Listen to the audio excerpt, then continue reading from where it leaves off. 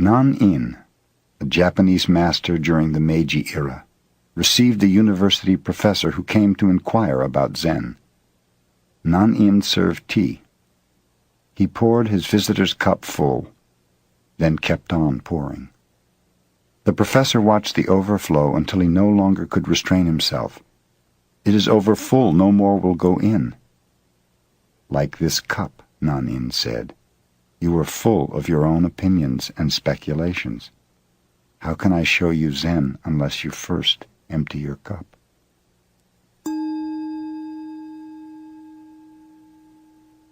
Gudo was the emperor's teacher of his time. Nevertheless, he used to travel alone as a wandering mendicant. Once when he was on his way to Edo, the cultural and political center of the shogunate, he approached a little village named Takenaka. It was evening, and a heavy rain was falling. Gudo was thoroughly wet. His straw sandals were in pieces. At a farmhouse near the village he noticed 4 or 5 pairs of sandals in the window and decided to buy some dry ones. The woman who offered him the sandals, seeing how wet he was, invited him to remain for the night in her home. Gudo accepted, thanking her. He entered and recited a sutra before the family shrine. He then was introduced to the woman's mother and to her children. Observing that the entire family was depressed, Gudo asked what was wrong. "My husband is a gambler and a drunkard," the housewife told him. "When he happens to win, he drinks and becomes abusive. When he loses, he borrows money from others. Sometimes when he becomes thoroughly drunk, he does not come home at all. What can I do?" "I will help him," said Gudo. "Here is some money. Get me a gallon of fine wine and something good to eat. Then you may retire. I will meditate before the shrine." When the man of the house returned about midnight, quite drunk, he bellowed, "Hey, wife, I'm home. Have you something for me to eat?" "I have something for you," said Gudo. "I happened to be caught in the rain, and your wife kindly asked me to remain here for the night. In return, I have bought some wine and fish, so you might as well have them." The man was delighted. He drank the wine at once and laid himself down on the floor. Gudo sat in meditation beside him.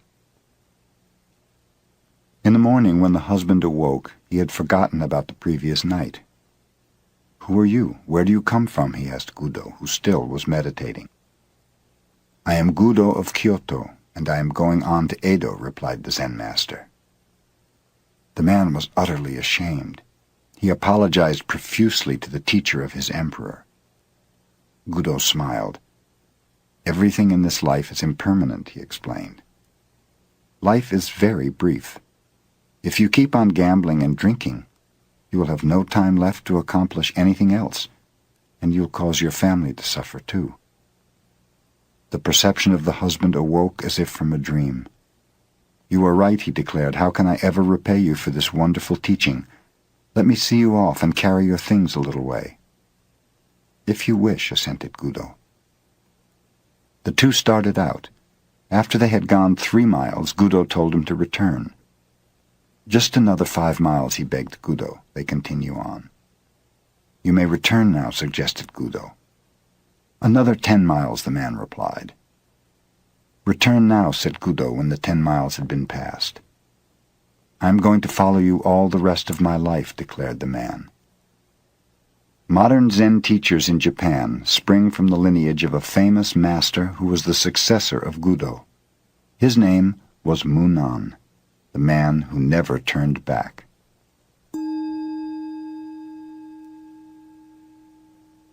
The Zen master Hakuin was praised by his neighbors as one living a pure life. A beautiful Japanese girl whose parents owned a food store lived near him. Suddenly, without any warning, her parents discovered she was with child. This made her parents angry. She would not confess who the man was, but after much harassment, at last named Hakuin. In great anger, the parents went to the master. "Is that so?" was all he would say. After the child was born, it was brought to Hakuin. By this time he had lost his reputation, which did not trouble him, but he took very good care of the child. He obtained milk from his neighbors and everything else the little one needed. A year later, the girl mother could stand it no longer. She told her parents the truth, that the real father of the child was a young man who worked in the fish market. The mother and father of the girl at once went to Hakuin to ask his forgiveness, to apologize at length, and to get the child back again. Hakuin was willing. In yielding the child, all he said was, "Is that so?"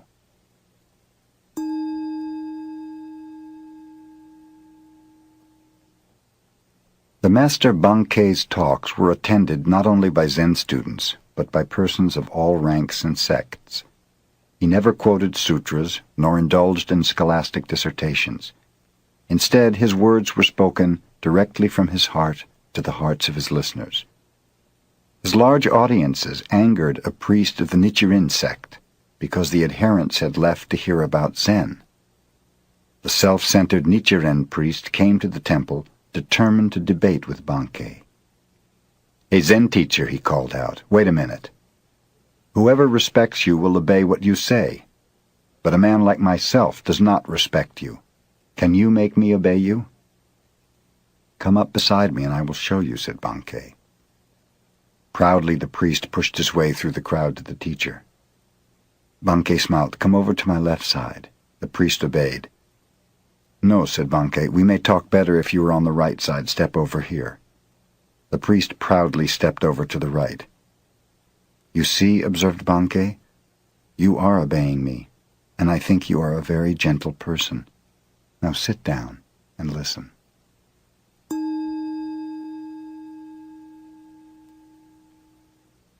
20 monks and one nun who was named Ishun were practicing meditation with a certain Zen master. Ishun was very pretty, even though her head was shaved and her dress plain. Several monks secretly fell in love with her. One of them wrote her a love letter, insisting upon a private meeting. Ishun did not reply. The following day the master gave a lecture to the group, and when it was over, Ishun arose. Addressing the one who had written her, she said, "If you really love me so much, come and embrace me now."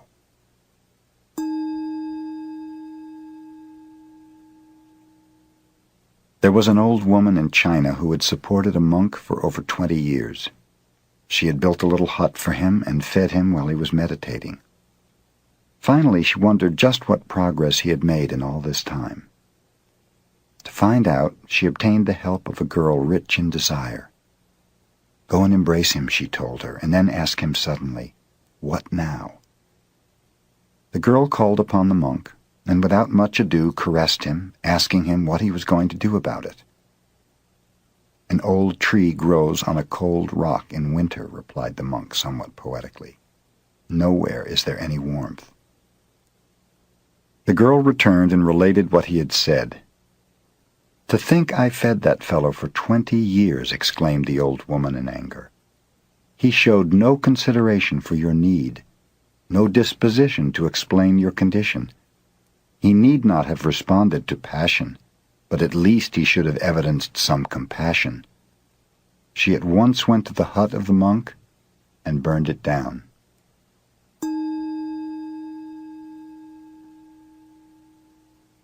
In the early days of the Meiji era, there lived a well-known wrestler called Onami, Great Waves. Onami was immensely strong and knew the art of wrestling. In his private bouts he defeated even his teacher, but in public he was so bashful that his own pupils threw him. Onami felt he should go to a Zen master for help. Hakuju, a wandering teacher, was stopping in a little temple nearby, so Onami went to see him and told him of his great trouble. "Great Waves is your name," the teacher advised. "So stay in this temple tonight. Imagine that you are those billows. You are no longer a wrestler who is afraid. You are those huge waves sweeping everything before them, swallowing all in their path. Do this, and you will be the greatest wrestler in the land." The teacher retired. Onami sat in meditation, trying to imagine himself as waves. He thought of many different things. Then gradually he turned more and more to the feeling of the waves. As the night advanced, the waves became larger and larger. They swept away the flowers in their vases. Even the Buddha in the shrine was inundated. Before dawn, the temple was nothing but the ebb and flow of an immense sea. In the morning, the teacher found Onami meditating, a faint smile on his face. He patted the wrestler's shoulder. "Now nothing can disturb you," he said. "You are those waves. You will sweep everything before you." The same day, Onami entered the wrestling contests and won. After that, no one in Japan was able to defeat him.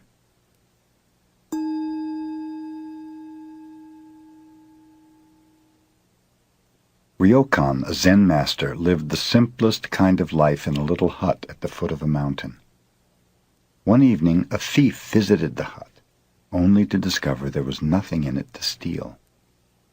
Ryokan returned and caught him. "You may have come a long way to visit me," he told the prowler, "and you should not return empty-handed. Please take my clothes as a gift."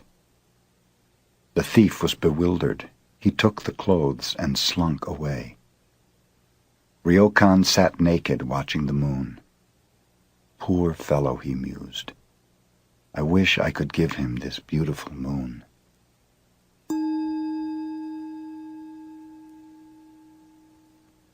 The Zen master Hoshin lived in China many years. Then he returned to the northeastern part of Japan, where he taught his disciples. When he was getting very old, he told them a story he had heard in China. This is the story. One year, on the 25th of December, Tokufu, who was very old, said to his disciples, "I am not going to be alive next year, so you fellows should treat me well this year." The pupils thought he was joking, but since he was a great-hearted teacher, each of them in turn treated him to a feast on succeeding days of the departing year. On the eve of the new year, Tokufu concluded, "You have been good to me. I shall leave you tomorrow afternoon when the snow has stopped." The disciples laughed, thinking he was aging and talking nonsense, since the night was clear and without snow. But at midnight, snow began to fall, and the next day they did not find their teacher about. They went to the meditation hall. There he had passed on. Hoshin, who related this story, told his disciples, "It is not necessary for a Zen master to predict his passing, but if he really wishes to do so, he can." "Can you?" someone asked. "Yes," answered Hoshin.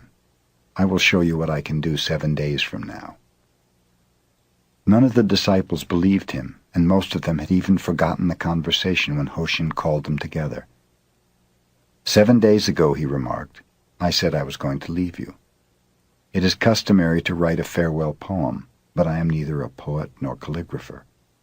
Let one of you inscribe my last words." His followers thought he was joking, but one of them started to write. "Are you ready?" Hoshin asked. "Yes, sir," replied the writer. Then Hoshin dictated, "I came from brilliancy and return to brilliancy. What is this?" The poem was 1 line short of the customary 4, so the disciple said, "Master, we are 1 line short." Hoshin, with the roar of a conquering lion, shouted, "Ka!" and was gone.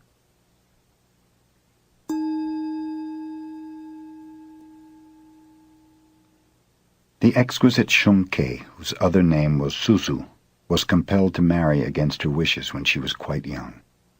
Later, after this marriage had ended, she attended the university where she studied philosophy.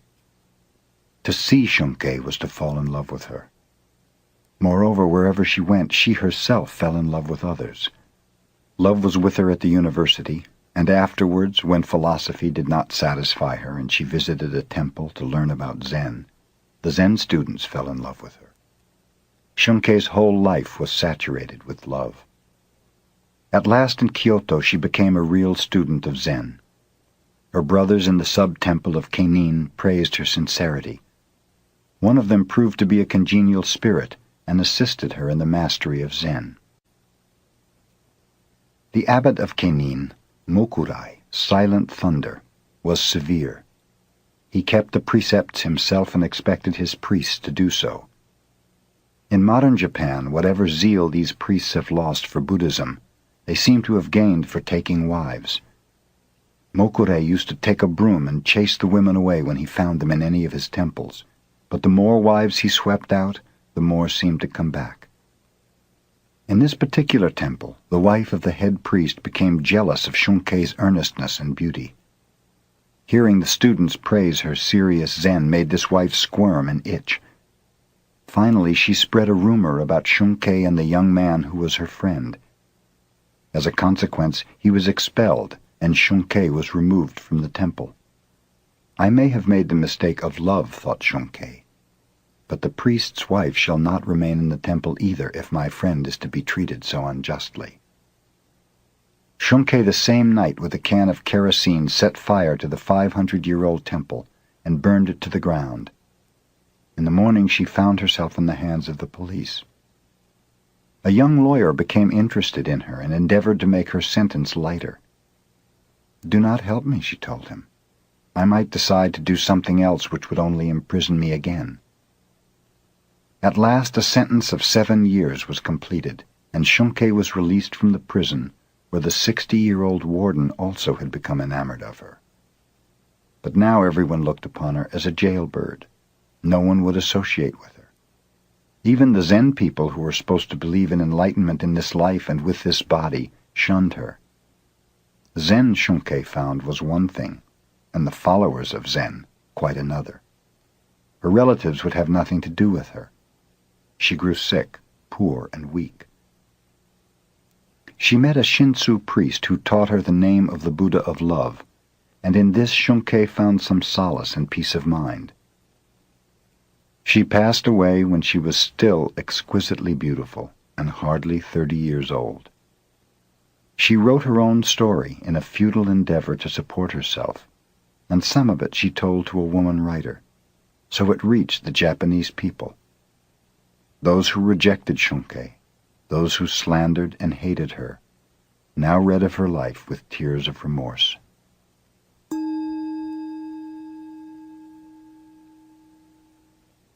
In Tokyo in the Meiji era, there lived 2 prominent teachers of opposite characteristics. One, Unsho, an instructor in Shingon, kept Buddha's precepts scrupulously. He never drank intoxicants, nor did he eat after 11 o'clock in the morning. The other teacher, Tanzan, a professor of philosophy at the Imperial University, never observed the precepts. When he felt like eating, he ate, and when he felt like sleeping in the daytime, he slept. One day Unsho visited Tanzan, who was drinking wine at the time, not even a drop of which is supposed to touch the tongue of a Buddhist. "Hello, brother," Tanzan greeted him. "Won't you have a drink?" "I never drink," exclaimed Unsho solemnly. "Well, one who does not drink is not even human," said Tanzan. "Do you mean to call me inhuman just because I do not indulge in intoxicating liquids?" exclaimed Unsho in anger. "Then if I am not human, what am I?" "A Buddha," answered Tanzan.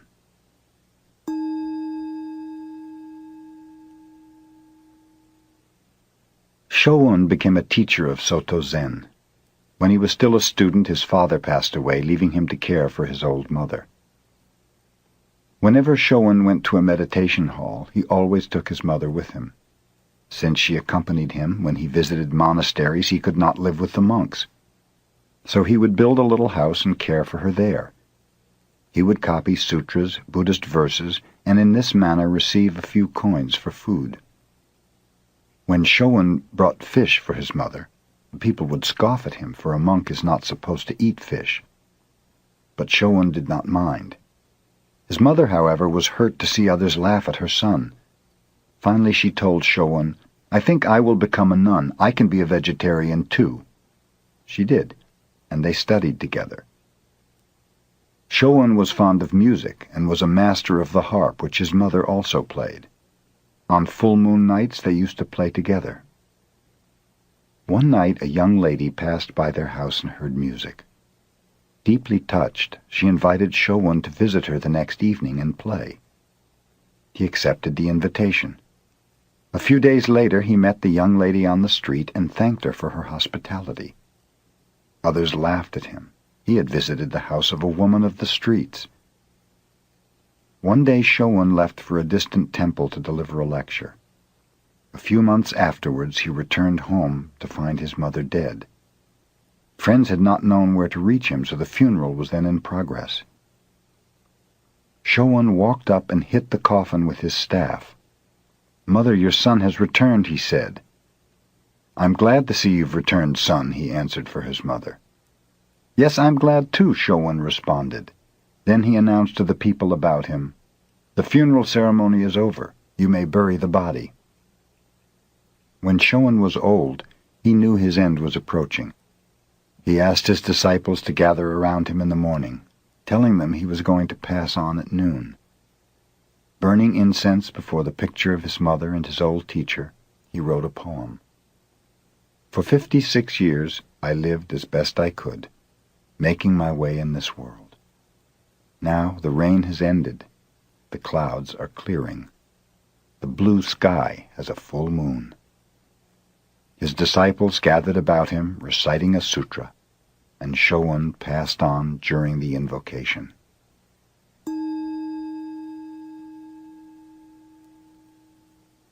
A university student, while visiting Gasan, asked him, "Have you ever read the Christian Bible?"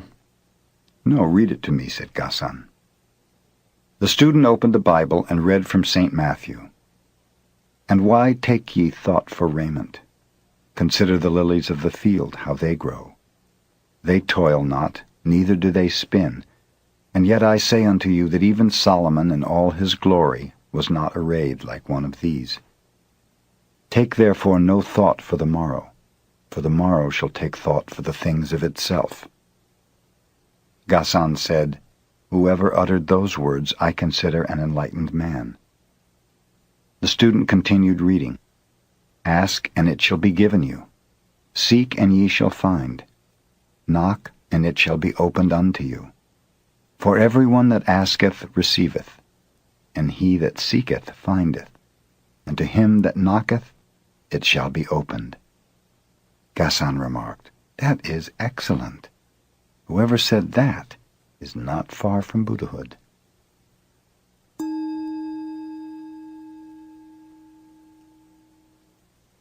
Buddha told a parable in a sutra. A man traveling across a field encountered a tiger. He fled, the tiger after him.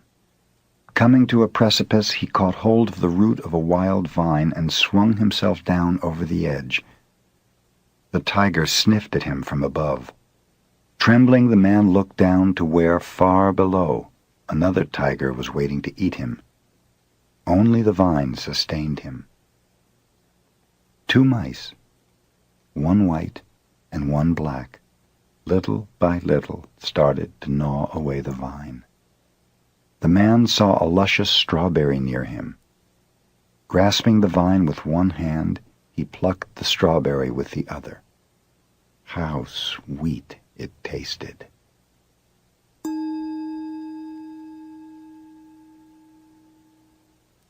When one goes to Obaku Temple in Kyoto, he sees carved over the gate the words, "The First Principle."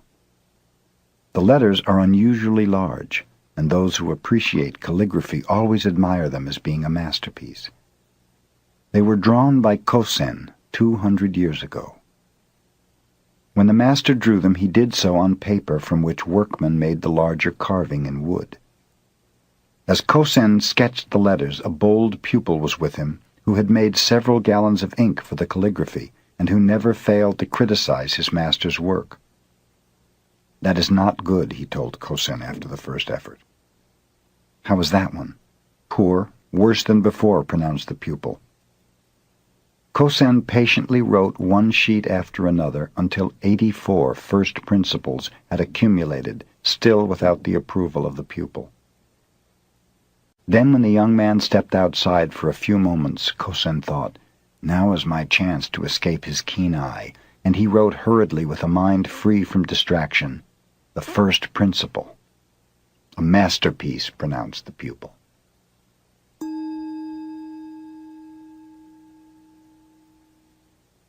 Jiun, a Shingon master, was a well-known Sanskrit scholar of the Tokugawa era. When he was young, he used to deliver lectures to his brother's students.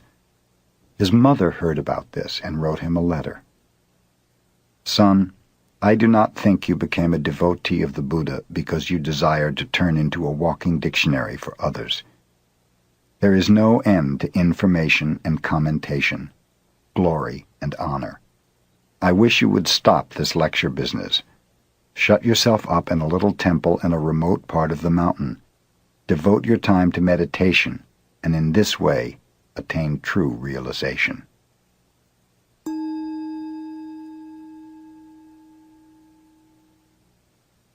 The master of Kenin Temple was Mokurai, Silent Thunder. He had a little protege named Toyo, who was only 12 years old. Toyo saw the older disciples visit the master's room each morning and evening to receive instructions in Sanzen, or personal guidance, in which they were given koans to stop mind-wandering. Toyo wished to do a Sanzen also. "Wait a while," said Mokurai. "You're too young." But the child insisted, so the teacher finally consented. In the evening, little Toyo went at the proper time to the threshold of Mokurai's Sanzen room. He struck the gong to announce his presence, bowed respectfully 3 times outside the door, and went to sit before the master in respectful silence. "You can hear the sound of 2 hands when they clap together," said Mokurai. "Now show me the sound of 1 hand." Toyo bowed and went to his room to consider this problem. From his window he could hear the music of the geishas. "Ah, I have it," he proclaimed. The next evening, when his teacher asked him to illustrate the sound of 1 hand, Toyo began to play the music of the geishas. No, said Mokurai, "that will never do. That is not the sound of 1 hand. You've not got it at all." Thinking that such music might interrupt, Toyo moved his abode to a quiet place. He meditated again. What can the sound of 1 hand be? He happened to hear some water dripping. "I have it," imagined Toyo. When he next appeared before his teacher, Toyo imitated dripping water. "What is that?" asked Mokurai. "That is the sound of dripping water, but not the sound of 1 hand. Try again." In vain Toyo meditated to hear the sound of 1 hand. He heard the sighing of the wind, but the sound was rejected. He heard the cry of an owl. This also was refused. The sound of 1 hand was not the locusts. For more than 10 times Toyo visited Mokurai with different sounds. All were wrong. For almost a year he pondered what the sound of 1 hand might be. At last little Toyo entered true meditation and transcended all sounds. "I could collect no more," he explained later, "so I reached the soundless sound." Toyo had realized the sound of 1 hand.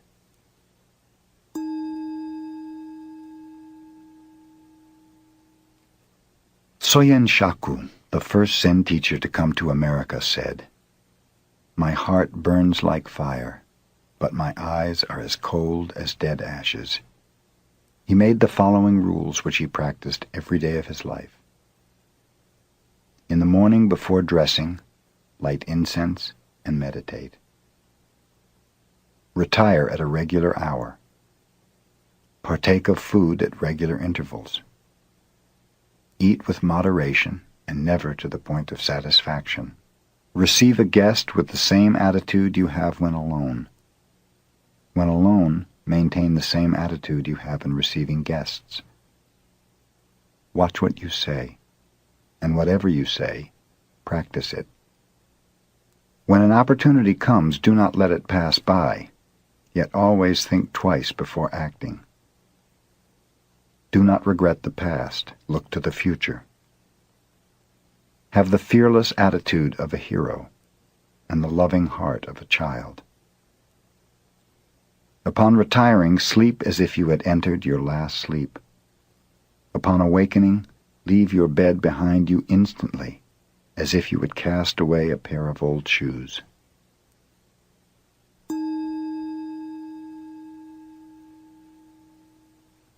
When Eishun, the Zen nun, was past 60 and about to leave this world, she asked some monks to pile up wood in the yard. Seating herself firmly in the center of the funeral pyre, she had it set fire around the edges. "Oh, nun," shouted one monk, "is it hot in there?" "Such a matter would concern only a stupid person like yourself," answered Eishun. The flames arose, and she passed away.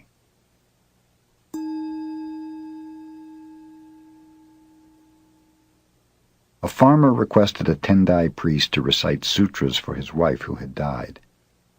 After the recitation was over, the farmer asked, "Do you think my wife will gain merit from this?"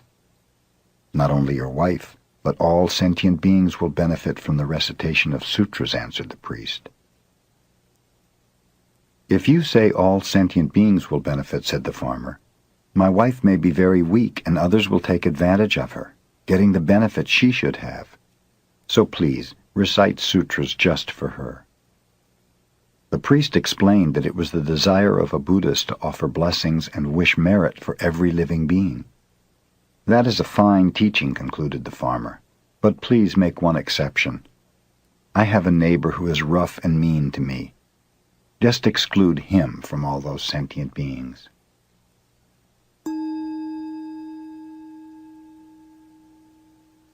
Suiwo, the disciple of Hakuin, was a good teacher. During one summer seclusion period, a pupil came to him from a southern island of Japan. Suiwo gave him a problem: hear the sound of one hand. The pupil remained 3 years but could not pass this test. One night he came in tears to Suiwo. "I must return south in shame and embarrassment," he said, "for I cannot solve my problem." "Wait 1 week more and meditate constantly," advised Suiwo. Still no enlightenment came to the pupil. "Try for another week," said Suiwo. The pupil obeyed, but in vain. Still another week. Yet this was of no avail. In despair, the student begged to be released, but Suiwo requested another meditation of 5 days. They were without result. Then he said, "Meditate for 3 days longer. Then if you fail to attain enlightenment, you had better kill yourself." On the 2nd day, the pupil was enlightened.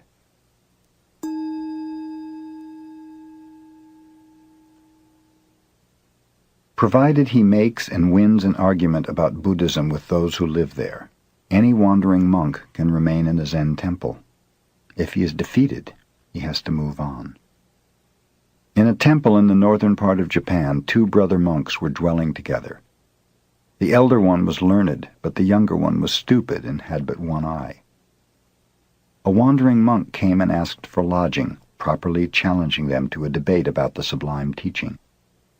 The elder brother, tired that day from much studying, told the younger one to take his place. "Go and request the dialogue in silence," he cautioned. So the young monk and the stranger went to the shrine and sat down. Shortly afterwards the traveler rose and went in to the elder brother and said, "Your young brother is a wonderful fellow. He defeated me." "Relate the dialogue to me," said the elder one. "Well," explained the traveler, "first I held up one finger, representing Buddha, the enlightened one. So he held up 2 fingers, signifying Buddha and his teaching. I held up 3 fingers, representing Buddha, his teaching, and his followers living the harmonious life. Then he shook his clenched fist in my face, indicating that all 3 come from one realization. Thus he won, and so I have no right to remain here." With this the traveler left. "Where's that fellow?" asked the younger one, running into his elder brother. "I understand you won the debate." "Won nothing. I'm going to beat him up." "Tell me the subject of the debate," asked the elder one. "Why, the minute he saw me he held up one finger, insulting me by insinuating that I have only one eye. Since he was a stranger, I thought I would be polite to him, so I held up 2 fingers, congratulating him that he has 2 eyes. Then the impolite wretch held up 3 fingers, suggesting that between us we only have 3 eyes. So I got mad and started to punch him, but he ran out and that ended it."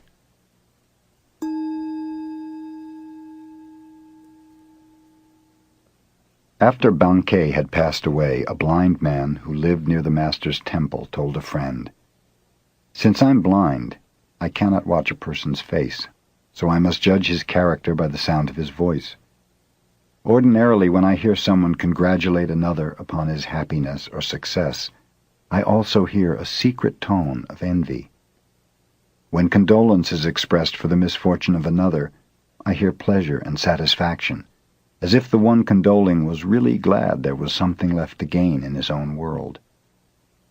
In all my experience, however, Bankei's voice was always sincere. Whenever he expressed happiness, I heard nothing but happiness, and whenever he expressed sorrow, sorrow was all I heard."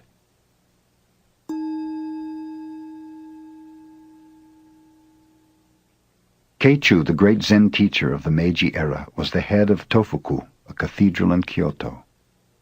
One day the governor of Kyoto called upon him for the first time. His attendant presented the card of the governor, which read, "Kitagaki, Governor of Kyoto." "I have no business with such a fellow," said Keichu to his attendant. "Tell him to get out of here." The attendant carried the card back with apologies. "That was my error," said the governor, and with a pencil he scratched out the words, "Governor of Kyoto." "Ask your teacher again." "Oh, is that Kitagaki?" exclaimed the teacher when he saw the card. "I want to see that fellow."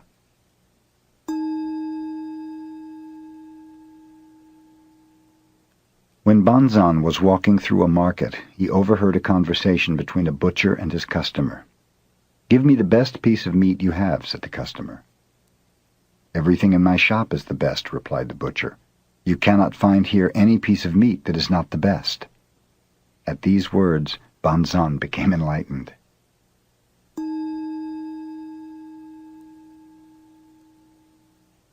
Mokusen Hiki was living in a temple in the province of Tamba. One of his adherents complained of the stinginess of his wife. Mokusen visited the adherent's wife and showed her his clenched fist before her face. "What do you mean by that?" asked the surprised woman. "Suppose my fist were always like that. What would you call it?" he asked. "Deformed," replied the woman. Then he opened his hand flat in her face and asked, "Suppose it were always like that. What then?" "Another kind of deformity," said the wife. "If you understand that much," finished Mokusen, "you are a good wife." Then he left. After his visit, this wife helped her husband to distribute as well as to save.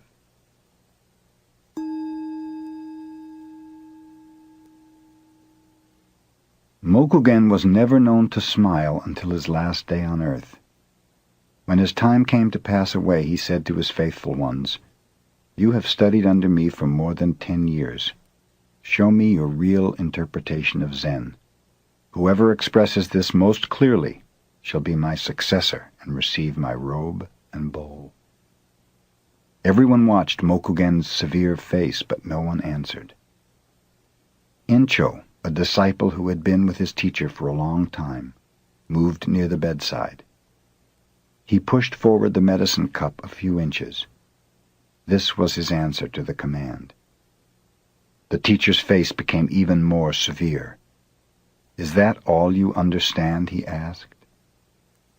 Encho reached out and moved the cup back again. A beautiful smile broke over the features of Mokugen. "You rascal," he told Encho. "You have worked with me 10 years and have not yet seen my whole body. Take the robe and bowl. They belong to you."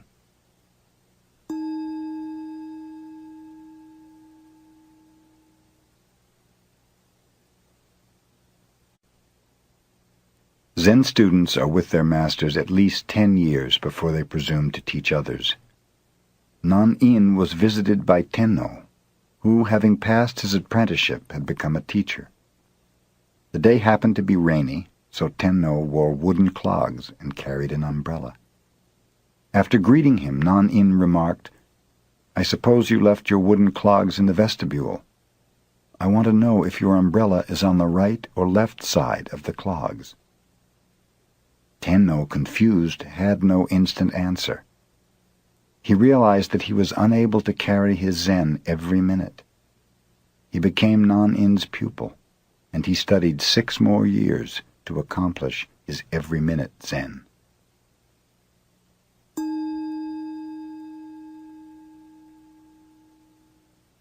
Subhuti was Buddha's disciple. He was able to understand the potency of emptiness, the viewpoint that nothing exists except in its relationship of subjectivity and objectivity. One day Subhuti, in a mood of sublime emptiness, was sitting under a tree. Flowers began to fall about him. "We are praising you for your discourse on emptiness," the gods whispered to him. "But I have not spoken of emptiness," said Subhuti. "You have not spoken of emptiness. We have not heard emptiness," responded the gods. "This is the true emptiness." And blossoms showered upon Subhuti as rain.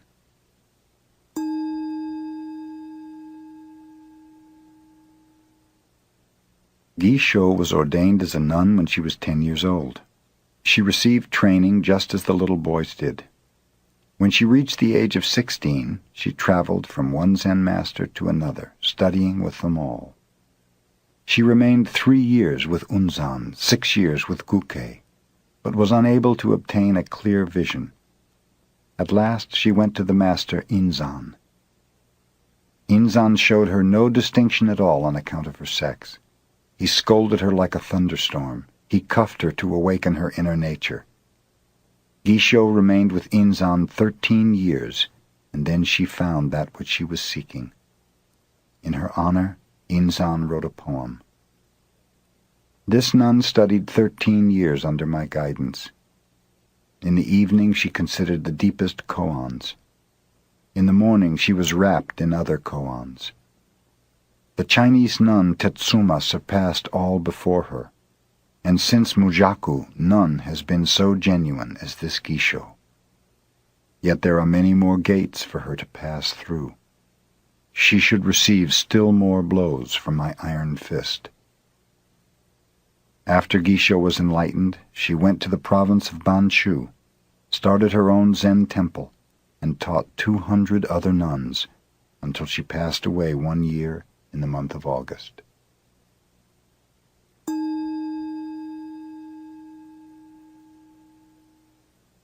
The master Soyen Shaku passed from this world when he was 61 years of age.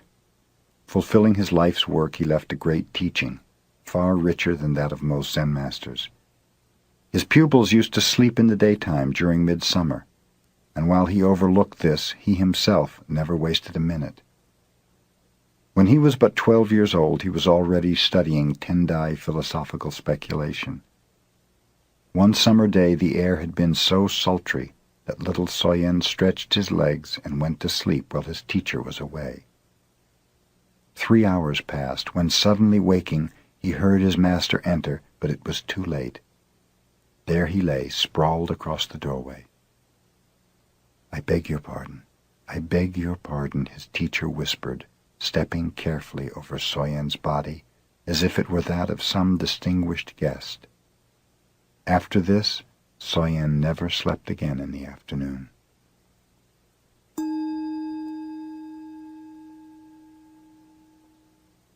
Our schoolmaster used to take a nap every afternoon, related a disciple of Soyen Shaku. We children asked him why he did it, and he told us, "I go to dreamland to meet the old sages just as Confucius did." When Confucius slept, he would dream of ancient sages and later tell his followers about them. It was extremely hot one day, so some of us took a nap. Our schoolmaster scolded us. "We went to dreamland to meet the ancient sages, the same as Confucius did," we explained. "What was the message from those sages?" our schoolmaster demanded. One of us replied, "We went to dreamland and met the sages and asked them if our schoolmaster came there every afternoon, but they said they had never seen any such fellow."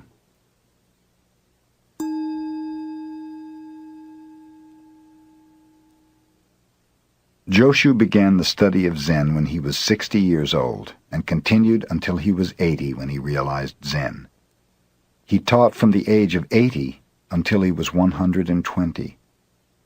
A student once asked him, "If I haven't anything in my mind, what shall I do?" Joshu replied, "Throw it out." "But if I haven't anything, how can I throw it out?" continued the questioner.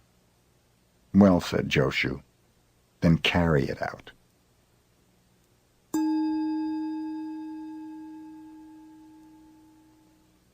When Mamiya, who later became a well-known preacher, went to a teacher for personal guidance, he was asked to explain the sound of one hand. Mamiya concentrated upon what the sound of one hand might be.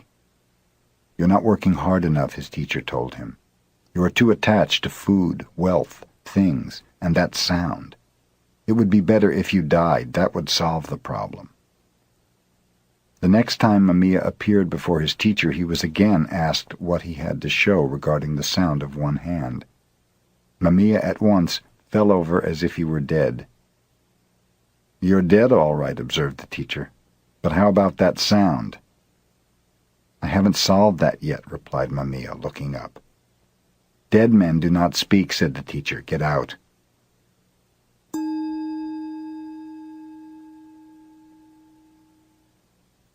Tosui was a well-known Zen teacher of his time. He had lived in several temples and taught in various provinces. The last temple he visited accumulated so many adherents that Tosui told them he was going to quit the lecture business entirely. He advised them to disperse and to go wherever they desired. After that, no one could find any trace of him. 3 years later, one of his disciples discovered him living with some beggars under a bridge in Kyoto. He at once implored Tosui to teach him. "If you can do as I do for even a couple of days, I might," Tosui replied. So the former disciple dressed as a beggar and spent a day with Tosui. The following day, one of the beggars died. Tosui and his pupil carried the body off at midnight and buried it on a mountainside. After that, they returned to their shelter under the bridge. Tosui slept soundly the remainder of the night, but the disciple could not sleep. When morning came, Tosui said, "We do not have to beg food today. Our dead friend has left some over there." But the disciple was unable to eat a single bite of it. "I have said you could not do as I," concluded Tosui. "Get out of here and do not bother me again."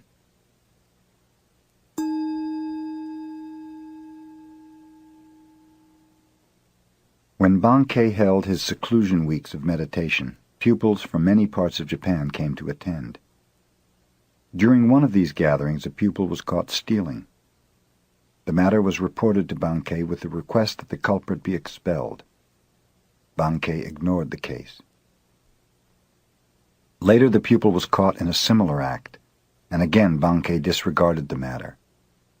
This angered the other pupils, who drew up a petition asking for the dismissal of the thief, stating that otherwise they would leave in a body. When Bankei had read the petition, he called everyone before him. "You are wise brothers," he told them. "You know what is right and what is not right. You may go somewhere else to study if you wish. But this poor brother does not even know right from wrong.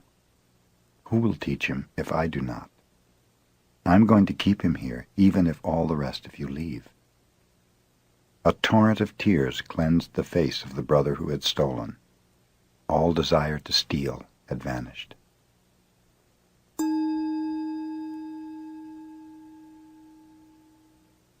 During the Kamakura period, Shinkan studied Tendai 6 years and then studied Zen 7 years. Then he went to China and contemplated Zen for 13 years more. When he returned to Japan, many desired to interview him and asked obscure questions. But when Shinkan received visitors, which was infrequently, he seldom answered their questions.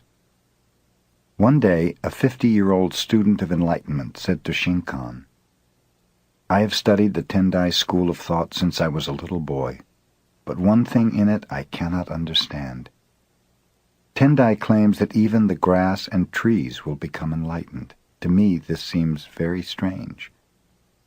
Of what use is it to discuss how grass and trees become enlightened?" asked Shinkan.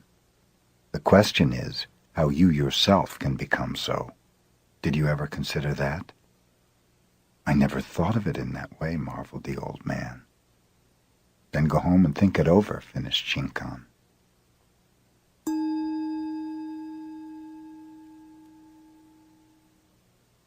The Buddhist nun known as Ryonen was born in 1797.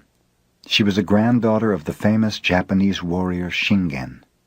Her poetical genius and alluring beauty were such that at 17 she was serving the empress as one of the ladies of the court. Even at such a youthful age, fame awaited her. The beloved empress died suddenly, and Ryonen's hopeful dreams vanished. She became acutely aware of the impermanency of life in this world. It was then that she desired to study Zen. Her relatives disagreed, however, and practically forced her into marriage. With a promise that she might become a nun after she had borne 3 children, Ryonen assented. Before she was 25, she had accomplished this condition. Then her husband and relatives could no longer dissuade her from her desire. She shaved her head, took the name of Ryonen, which means to realize clearly, and started on her pilgrimage. She came to the city of Edo and asked Tetsugyu to accept her as a disciple. At one glance the master rejected her because she was too beautiful. Ryonen then went on to another master, Hakuo. Hakuo refused her for the same reason, saying that her beauty would only make trouble. Ryonen obtained a hot iron and placed it against her face. In a few moments her beauty had vanished forever. Hakuo then accepted her as a disciple. Commemorating this occasion, Ryonen wrote a poem on the back of a little mirror. "In the service of my empress, I burned incense to perfume my exquisite clothes. Now, as a homeless mendicant, I burn my face to enter a Zen temple." When Ryonen was about to pass from this world, she wrote another poem. 66 times have these eyes beheld the changing scene of autumn. I have said enough about moonlight. Ask no more. Only listen to the voice of pines and cedars when no wind stirs.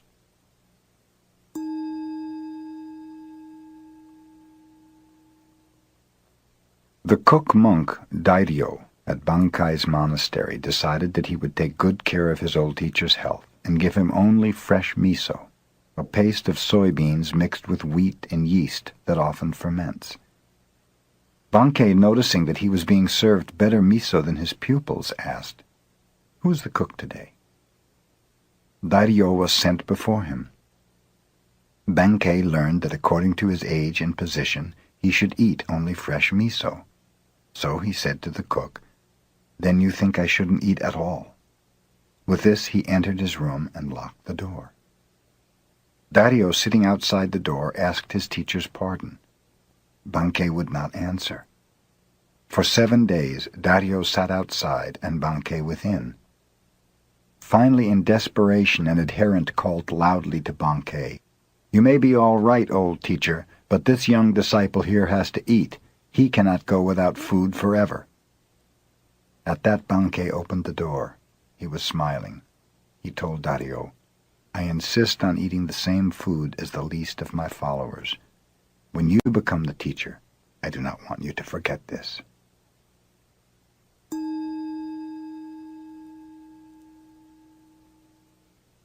A student of Tendai, a philosophical school of Buddhism, came to the Zen abode of Gasan as a pupil.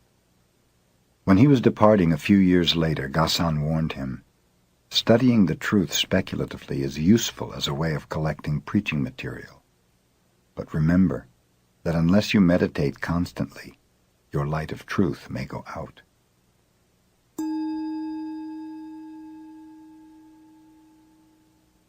While Seisetsu was the master of Engaku in Kamakura, he required larger quarters, since those in which he was teaching were overcrowded. Umezu Seibi, a merchant of Edo, decided to donate 500 pieces of gold called ryo toward the construction of a more commodious school. This money he brought to the teacher.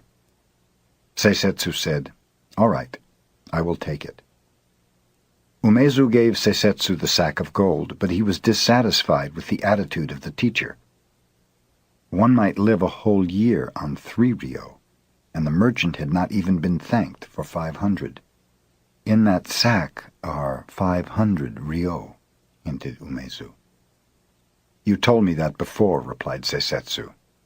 "Even if I am a wealthy merchant, 500 ryo is a lot of money," said Umezu. "Do you want me to thank you for it?" asked Seisetsu. "You ought to," replied Umezu. "Why should I?" inquired Seisetsu. "The giver should be thankful."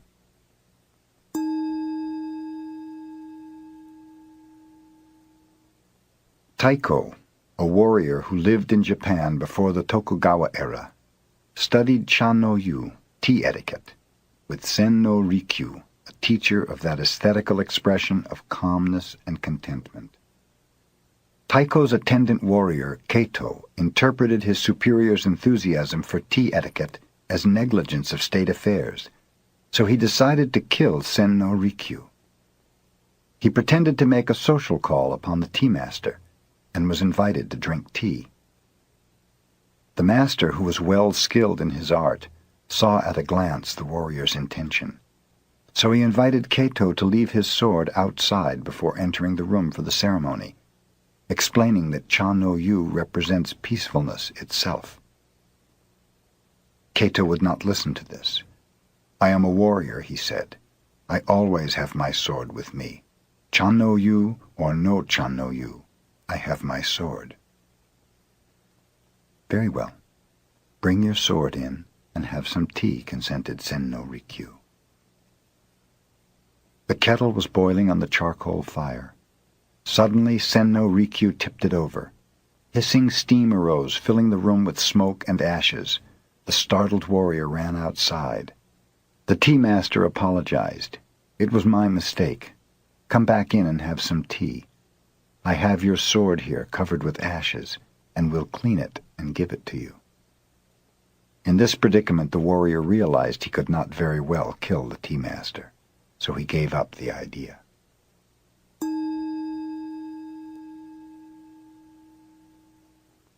Just before Ninakawa passed away, the Zen master Ikkyu visited him. "Shall I lead you on?" Ikkyu asked. Ninakawa replied, "I came here alone, and I go alone. What help could you be to me?" Ikkyu answered, "If you think you really come and go, that is your delusion. Let me show you the path on which there is no coming and no going." With his words, Ikkyu had revealed the path so clearly that Ninakawa smiled and passed away.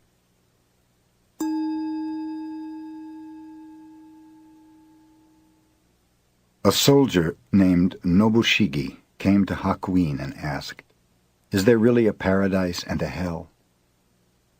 "Who are you?" inquired Hakuin. "I am a samurai," the warrior replied.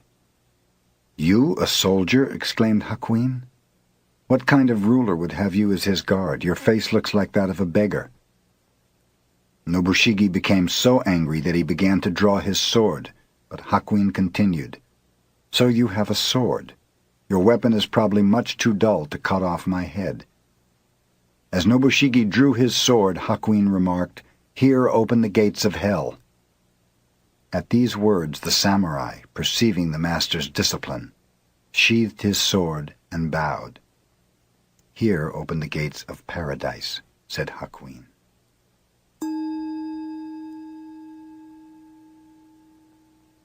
A merchant bearing 50 rolls of cotton goods on his shoulders stopped to rest from the heat of the day beneath a shelter where a large stone Buddha was standing. There he fell asleep, and when he awoke, his goods had disappeared. He immediately reported the matter to the police. A judge named Ooka opened court to investigate. "That stone Buddha must have stolen the goods," concluded the judge. "He is supposed to care for the welfare of the people, but he has failed to perform his holy duty. Arrest him." The police arrested the stone Buddha and carried it into court. A noisy crowd followed the statue, curious to learn what kind of sentence the judge was about to impose. When Ooka appeared on the bench, he rebuked the boisterous audience. "What right have you people to appear before the court laughing and joking in this manner? You are in contempt of court and subject to a fine and imprisonment." The people hastened to apologize. "I shall have to impose a fine on you," said the judge, "but I will remit it, provided each one of you brings 1 roll of cotton goods to the courts within 3 days. Anyone failing to do this will be arrested." One of the rolls of cloth which the people brought was quickly recognized by the merchant as his own, and thus the thief was easily discovered. The merchant recovered his goods, and the cotton rolls were returned to the people.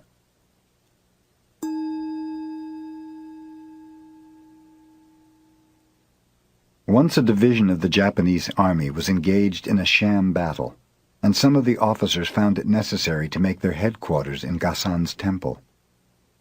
Gasan told his cook, "Let the officers have only the same simple fare we eat." This made the army men angry, as they were used to very deferential treatment. One came to Gasan and said, "Who do you think we are? We are soldiers, sacrificing our lives for our country. Why don't you treat us accordingly?" Gasan answered sternly, "Who do you think we are? We are soldiers of humanity, aiming to save all sentient beings."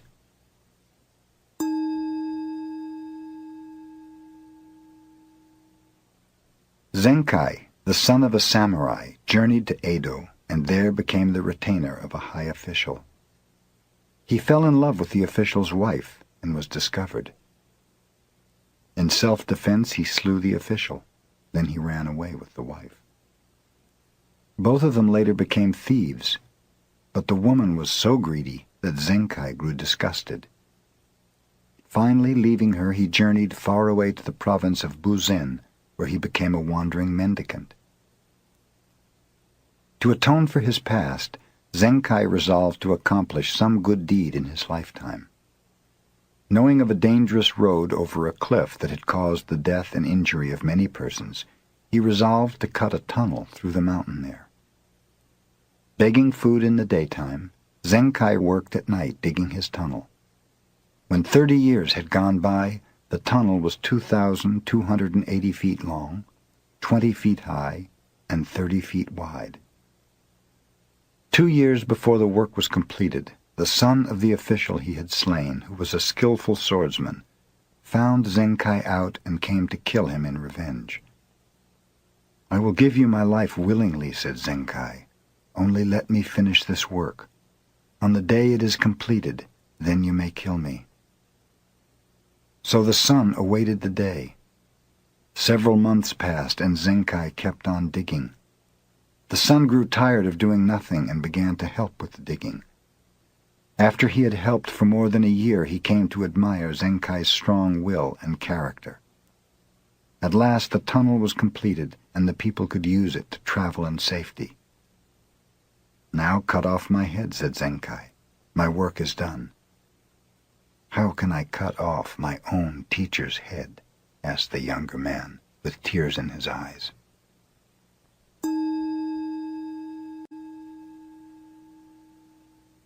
A great Japanese warrior named Nobunaga decided to attack the enemy, although he had only 1/10 the number of men the opposition commanded. He knew that he would win, but his soldiers were in doubt. On the way he stopped at a Shinto shrine and told his men, "After I visit the shrine I will toss a coin. If heads comes, we will win. If tails, we will lose. Destiny holds us in her hand." Nobunaga entered the shrine and offered a silent prayer. He came forth and tossed a coin. Heads appeared. His soldiers were so eager to fight that they won their battle easily. "No one can change the hand of destiny," his attendant told him after the battle. "Indeed not," said Nobunaga, showing a coin which had been doubled, with heads facing either way.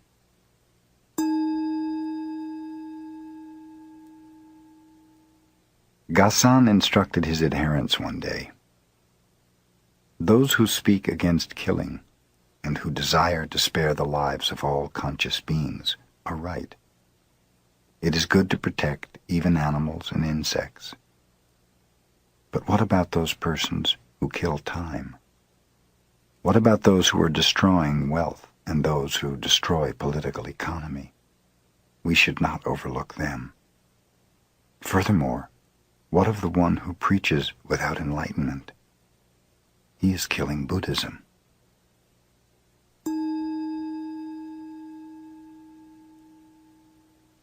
A young wife fell sick and was about to die. "I love you so much," she told her husband. "I do not want to leave you. Do not go from me to any other woman. If you do, I will return as a ghost and cause you endless trouble." Soon the wife passed away. The husband respected her last wish for the first 3 months, but then he met another woman and fell in love with her. They became engaged to be married. Immediately after the engagement, a ghost appeared every night to the man, blaming him for not keeping his promise. The ghost was clever, too. She told him exactly what had transpired between himself and his new sweetheart. Whenever he gave his fiancée a present, the ghost would describe it in detail. She would even repeat conversations, and it so annoyed the man that he could not sleep. Someone advised him to take his problem to a Zen master who lived close to the village. At length, in despair, the poor man went to him for help.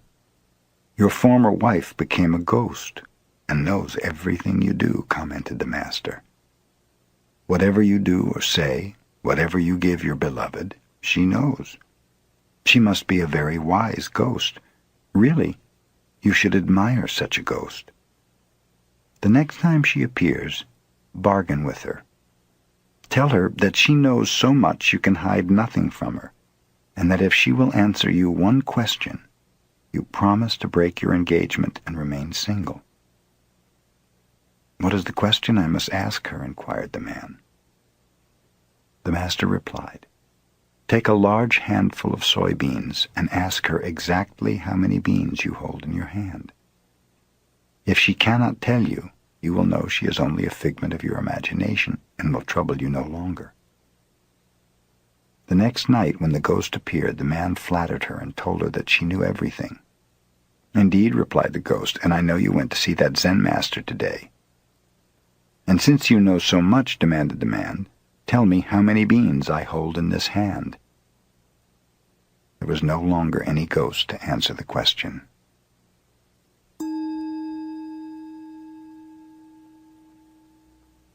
Yamaoka Tesshu was a tutor of the emperor. He was also a master of fencing and a profound student of Zen. His home was the abode of vagabonds. He had but one suit of clothes, for they kept him always poor. The emperor, observing how worn his garments were, gave Yamaoka some money to buy new ones. The next time Yamaoka appeared, he wore the same old outfit. "What became of the new clothes, Yamaoka?" asked the emperor. "I provided clothes for the children of your majesty," explained Yamaoka.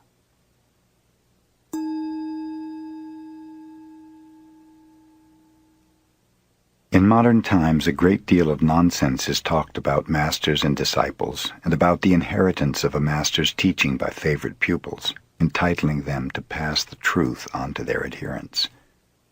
Of course, Zen should be imparted in this way, from heart to heart, and in the past it was really accomplished. Silence and humility reigned rather than profession and assertion. The one who received such a teaching kept the matter hidden even after 20 years.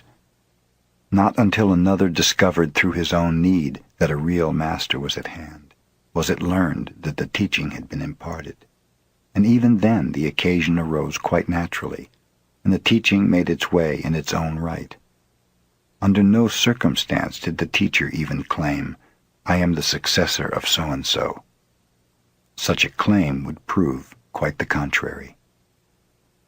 The Zen master, Munan, had only one successor. His name was Shōju.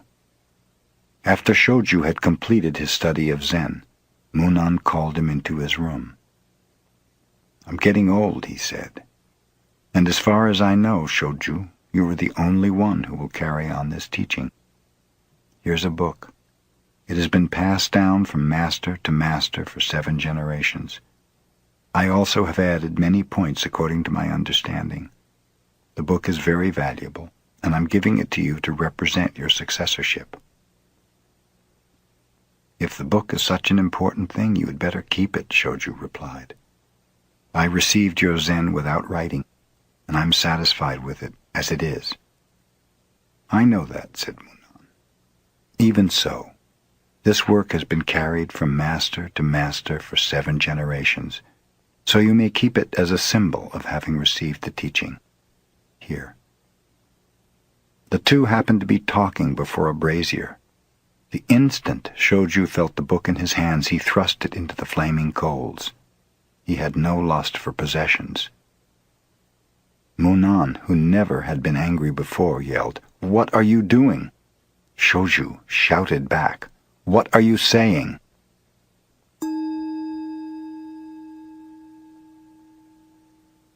After Kakuwa visited the emperor, he disappeared and no one knew what became of him. He was the first Japanese to study Zen in China, but since he showed nothing of it, save one note, he is not remembered for having brought Zen into his country. Kakuwa visited China and accepted the true teaching. He did not travel while he was there. Meditating constantly, he lived on a remote part of a mountain. Whenever people found him and asked him to preach, he would say a few words and then move to another part of the mountain where he could be found less easily. The emperor heard about Kakuwa when he returned to Japan and asked him to preach Zen for his edification and that of his subjects. Kakuwa stood before the emperor in silence. He then produced a flute from the folds of his robe and blew one short note. Bowing politely, he disappeared.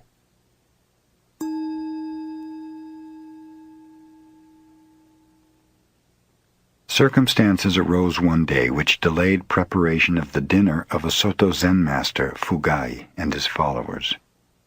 In haste, the cook went to the garden with his curved knife and cut off the tops of green vegetables, chopped them together, and made soup, unaware that in his haste he had included part of a snake in the vegetables. The followers of Fugai thought they never had tasted such a good soup. But when the master himself found the snake's head in his bowl, he summoned the cook. "What is this?" he demanded, holding up the head of the snake.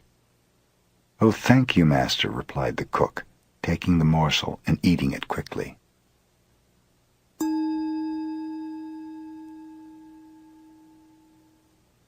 Sozan, a Chinese Zen master, was asked by a student, "What is the most valuable thing in the world?" The master replied, "The head of a dead cat." "Why is the head of a dead cat the most valuable thing in the world?" inquired the student. Sozan replied, "Because no one can name its price."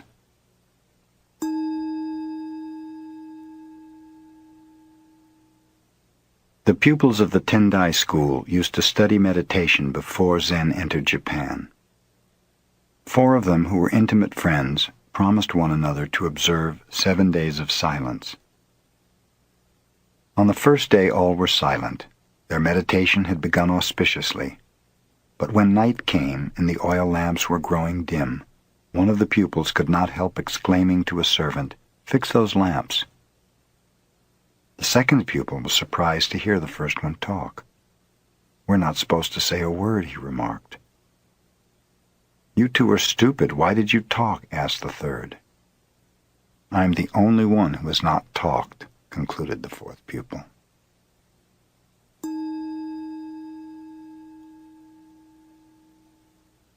Zen pupils take a vow that even if they are killed by their teacher, they intend to learn Zen. Usually they cut a finger and seal their resolution with blood. In time, the vow has become a mere formality, and for this reason, the pupil who died by the hand of Aikido was made to appear a martyr. Aikido had become a severe teacher. His pupils feared him. One of them on duty striking the gong to tell the time of day missed his beats when his eye was attracted by a beautiful girl passing the temple gate. At that moment, Aikido, who was directly behind him, hit him with a stick, and the shock happened to kill him. The pupil's guardian, hearing of the accident, went directly to Aikido. Knowing that he was not to blame, he praised the master for his severe teaching. Aikido's attitude was just the same as if the pupil were still alive. After this took place, he was able to produce under his guidance more than 10 enlightened successors, a very unusual number.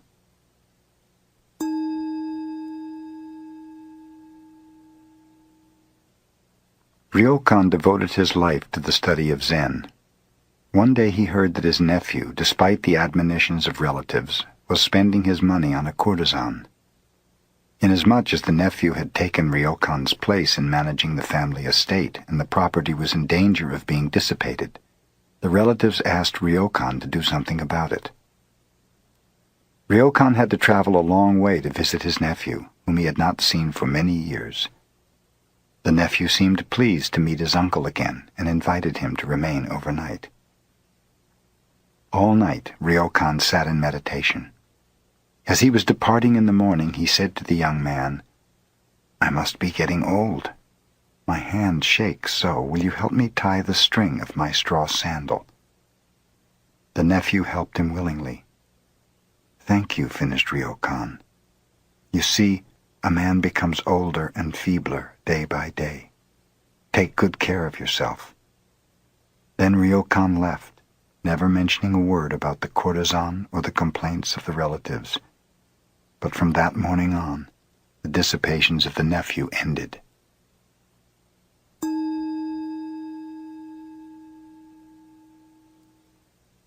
A Zen student came to Bankei and complained, "Master, I have an ungovernable temper. How can I cure it?"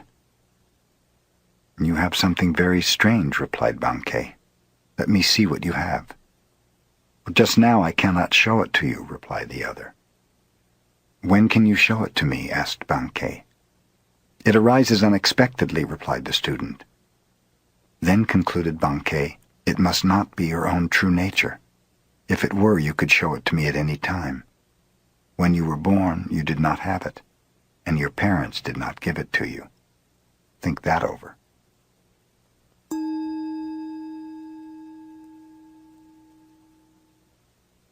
Hogen, a Chinese Zen teacher, lived alone in a small temple in the country. One day 4 traveling monks appeared and asked if they might make a fire in his yard to warm themselves. While they were building the fire, Hogen heard them arguing about subjectivity and objectivity. He joined them and said, "There is a big stone. Do you consider it to be inside or outside your mind?"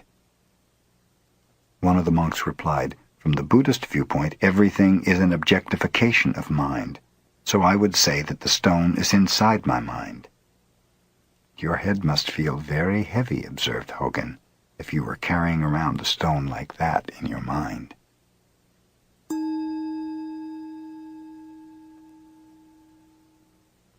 A rich man asked Sengai to write something for the continued prosperity of his family so that it might be treasured from generation to generation. Sengai obtained a large sheet of paper and wrote, "Father dies, son dies, grandson dies." The rich man became angry. "I asked you to write something for the happiness of my family. Why do you make such a joke as this?" "No joke is intended," explained Sengai. "If before you yourself die, your son should die, this would grieve you greatly. If your grandson should pass away before your son, both of you would be broken-hearted. If your family, generation after generation, passes away in the order I have named, it will be the natural course of life. I call this real prosperity."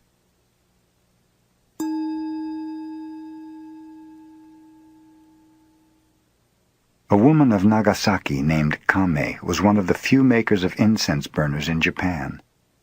Such a burner is a work of art to be used only in a tea room or before a family shrine. Kame, whose father before her had been such an artist, was fond of drinking.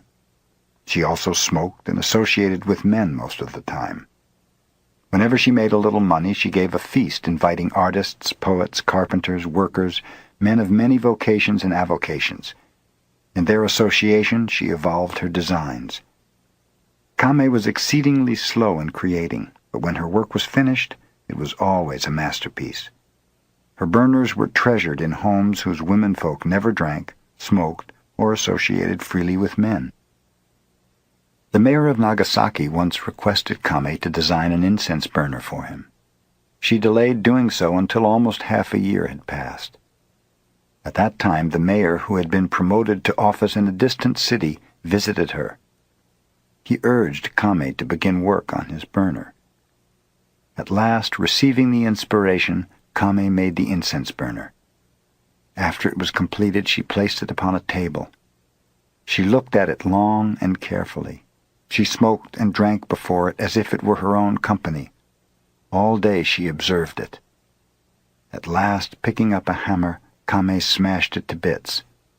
She saw it was not the perfect creation her mind demanded.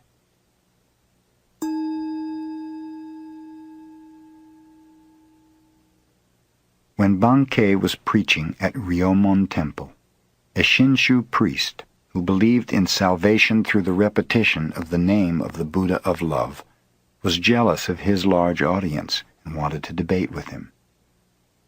Bankei was in the midst of a talk when the priest appeared, but the fellow made such a disturbance that Bankei stopped his discourse and asked about the noise. The founder of our sect, boasted the priest, had such miraculous powers that he held a brush in his hand on one bank of the river. His attendant held up a paper on the other bank, and the teacher wrote the holy name of Amida through the air. Can you do such a wonderful thing? Bankei replied lightly, Perhaps your fox can perform that trick, but that is not the manner of Zen. My miracle is that when I feel hungry, I eat, and when I feel thirsty, I drink.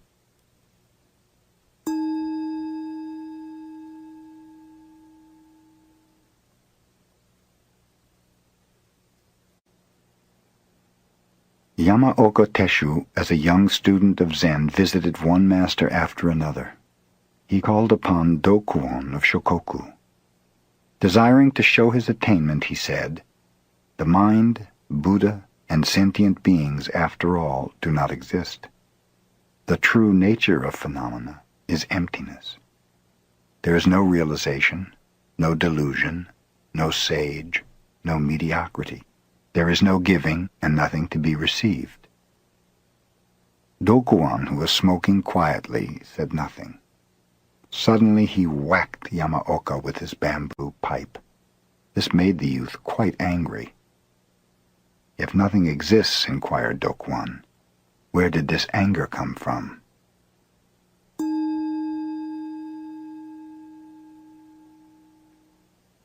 Hyakujo, the Chinese Zen master, used to labor with his pupils even at the age of 80, trimming the gardens, cleaning the grounds, and pruning the trees. The pupils felt sorry to see the old teacher working so hard, but they knew he would not listen to their advice to stop, so they hid away his tools. That day the master did not eat. The next day he did not eat, nor the next. He may be angry because we have hidden his tools, the pupils surmised. We had better put them back. The day they did, the teacher worked and ate the same as before. In the evening, he instructed them. No work, no food.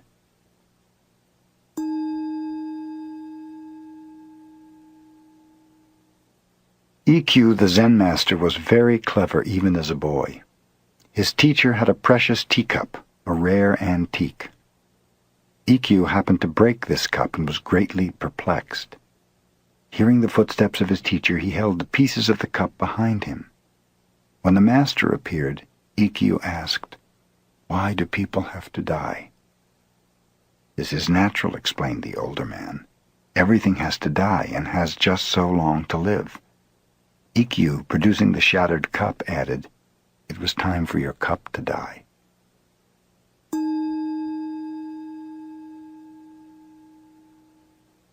A Zen master named Getan lived in the latter part of the Tokugawa era.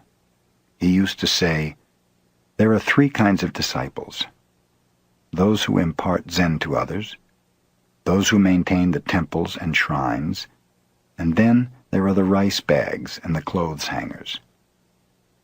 Gasan expressed the same idea. When he was studying under Tekisui, his teacher was very severe. Sometimes he even beat him. Other pupils would not stand this kind of teaching and quit. Gasan remained, saying, "A poor disciple utilizes a teacher's influence. A fair disciple admires a teacher's kindness. A good disciple grows strong under a teacher's discipline."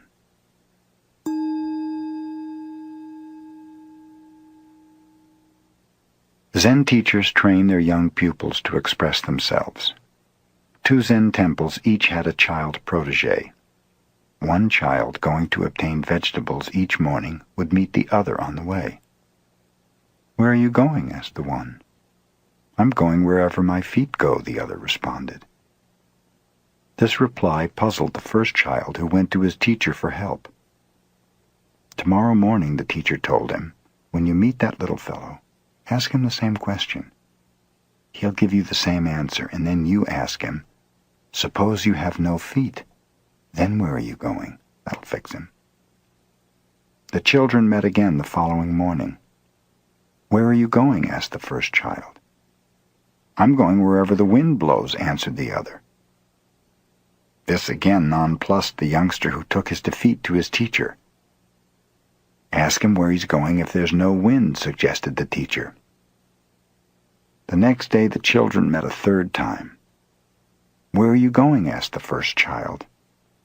"I'm going to market to buy vegetables," the other replied.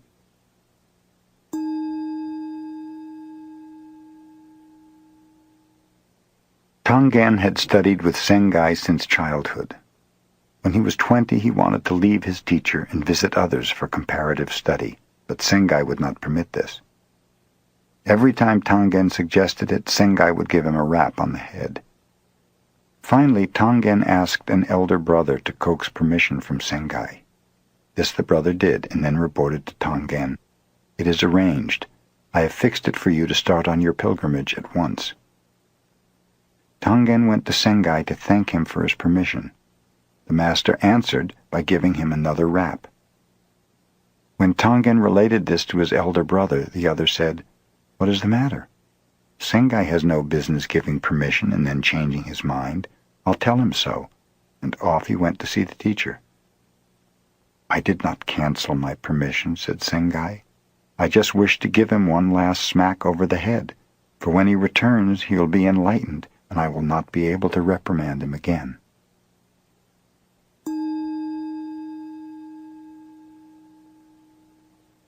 Matajuro Yagyo was the son of a famous swordsman.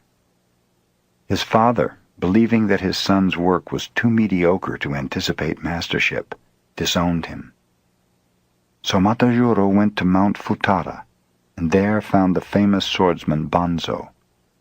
But Banzo confirmed the father's judgment. "You wish to learn swordsmanship under my guidance?" asked Banzo. "You cannot fulfill the requirements." "But if I work hard, how many years will it take me to become a master?" persisted the youth. "The rest of your life," replied Banzo. "I cannot wait that long," explained Matajuro. "I am willing to pass through any hardship if only you will teach me. If I become your devoted servant, how long might it be?" "Oh, maybe 10 years, Banzo relented. "My father's getting old, and soon I must take care of him," continued Matajuro. "If I work far more intensely, how long would it take me?" "Oh, maybe 30 years, said Banzo. "Well, why is that?" asked Matajuro. "First you say 10, and now 30 years. I will undergo any hardship to master this art in the shortest time." "Well," said Banzo, "in that case, you will have to remain with me for 70 years. A man in such a hurry as you are to get results seldom learned quickly. "Very well," declared the youth, understanding at last that he was being rebuked for impatience. "I agree." Matajuro was told never to speak of fencing and never to touch a sword. He cooked for his master, washed the dishes, made his bed, cleaned the yard, cared for the garden, all without a word of swordsmanship. 3 years passed. Still Matajuro labored on. Thinking of his future, he was sad. He had not even begun to learn the art to which he had devoted his life. But one day Banzo crept up behind him and gave him a terrific blow with a wooden sword. The following day, when Matajuro was cooking rice, Banzo again sprang upon him unexpectedly. After that, day and night, Matajuro had to defend himself from unexpected thrusts. Not a moment passed in any day that he did not have to think of the taste of Banzo's sword. He learned so rapidly he brought smiles to the face of his master. Matajuro became the greatest swordsman in the land.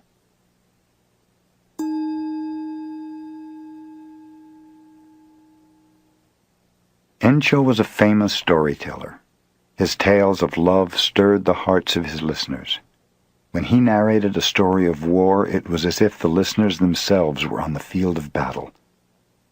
One day Encho met Yamaoka Teshu, a layman who had almost embraced masterhood in Zen. "I understand," said Yamaoka, "you are the best storyteller in our land, and that you make people cry or laugh at will. Tell me my favorite story of the Peach Boy. When I was a little tot, I used to sleep beside my mother, and she often related this legend. In the middle of the story I would fall asleep. Tell it to me just as my mother did." Encho dared not attempt to do this. He requested time to study. Several months later he went to Yamaoka and said, "Please give me the opportunity to tell you the story." "Some other day," answered Yamaoka. Encho was keenly disappointed. He studied further and tried again. Yamaoka rejected him many times.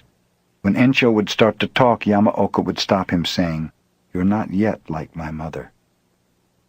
It took Encho 5 years to be able to tell Yamaoka the legend as his mother had told it to him. In this way, Yamaoka imparted Zen to Encho.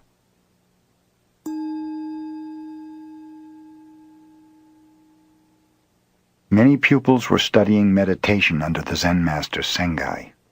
One of them used to arise at night, climb over the temple wall, and go to town on a pleasure jaunt. Sengai, inspecting the dormitory quarters, found this pupil missing one night and also discovered the high stool he had used to scale the wall.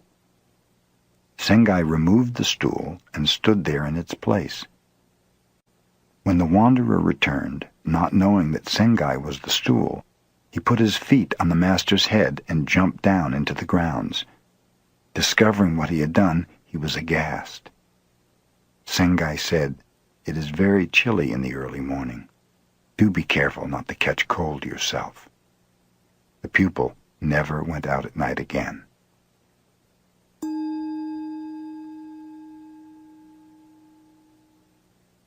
Basui wrote the following letter to one of his disciples who was about to die. "The essence of your mind is not born, so it will never die. It is not an existence which is perishable. It is not an emptiness which is a mere void. It has neither color nor form. It enjoys no pleasures and suffers no pain. I know you are very ill. Like a good Zen student, you are facing that sickness squarely. You may not know exactly who is suffering, but question yourself. What is the essence of this mind? Think only of this. You will need no more. Covet nothing. Your end, which is endless, is as a snowflake dissolving in the pure air."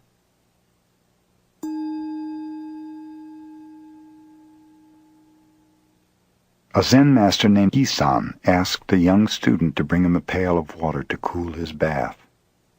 The student brought the water, and after cooling the bath, threw onto the ground the little that was left over. "You dunce," the master scolded him. "Why didn't you give the rest of the water to the plants? What right have you to waste even a drop of water in this temple?"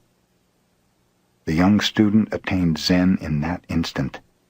He changed his name to Tekisui, which means a drop of water.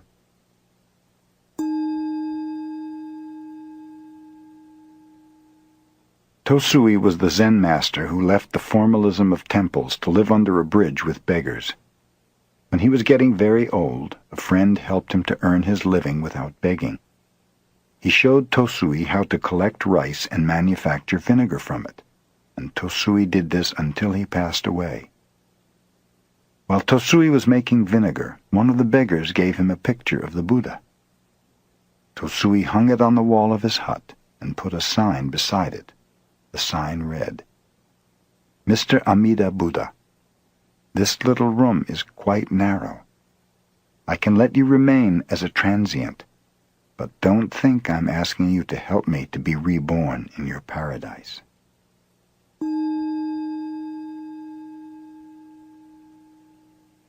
Shoichi was a one-eyed teacher of Zen, sparkling with enlightenment. He taught his disciples in Tofuku Temple.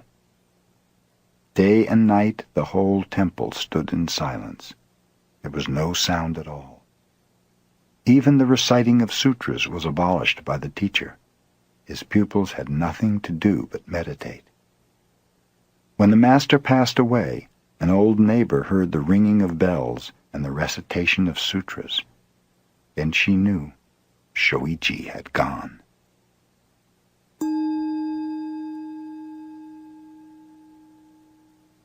Buddha said, "I consider the positions of kings and rulers as that of dust motes. I observe treasures of gold and gems as so many bricks and pebbles. I look upon the finest silken robes as tattered rags. I see myriad worlds of the universe as small seeds of fruit, and the greatest lake in India as a drop of oil on my foot. I perceive the teachings of the world to be the illusion of magicians. I discern the highest conception of emancipation as a golden brocade in a dream, and view the holy path of the illuminated ones as flowers appearing in one's eyes. I see meditation as a pillar of a mountain, nirvana as a nightmare of daytime. I look upon the judgment of right and wrong as the serpentine dance of a dragon, and the rise and fall of beliefs as but traces left by the four seasons."